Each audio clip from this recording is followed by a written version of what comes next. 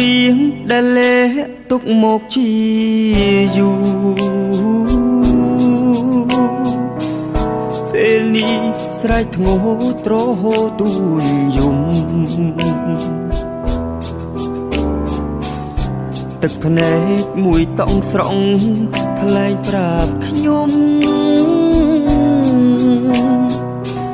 ថាខ្ញុំពេលនេះមានកម្មស្នេហា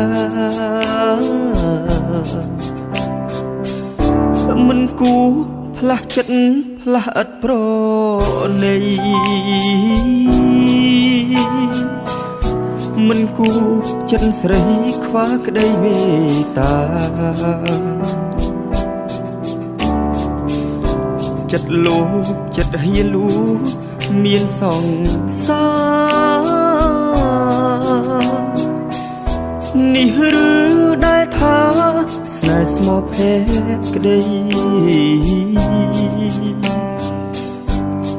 នឹកឡើងហួចិត្តនឹកគិតមិនយល់ថា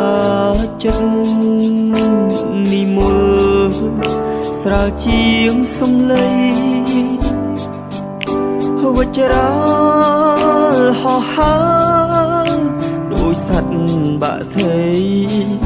បានថ្មីចោលចាំផ្លាស់តាមតែចិត្តពេលនេះជាពេលដែលខ្ញុំត្រូវយំពេលកើតទុកធំក្នុងរឿងជីវិតគ្មានសង្ឃឹមទេថាបានស្នេហ៍ស្និទ្ធហើយទ្រាំក្រំចិត្តតាមកម្មវាសនា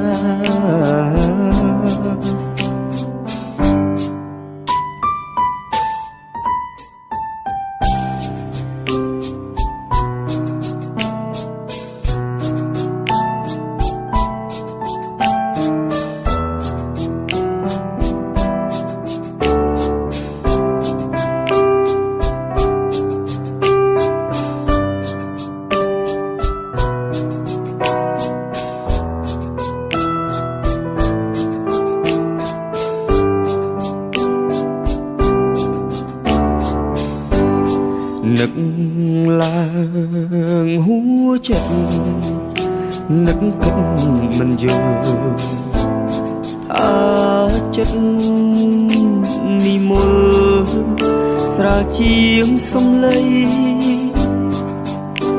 វច្រាលហោះហើរដោយសត្វបាក់ស្រីបានថ្មីចោលចាំផ្លាស់តាមតែចិត្តពេលនេះជាពេលដែលខ្ញុំត្រូវយំពេលកើតទុកធំក្នុងរឿងជីវិត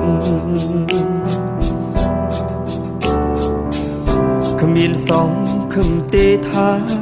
បានស្នេហ៍ស្និទ្ធហើយទ្រាំក្រំចិត្តតាមកម្មវាសនា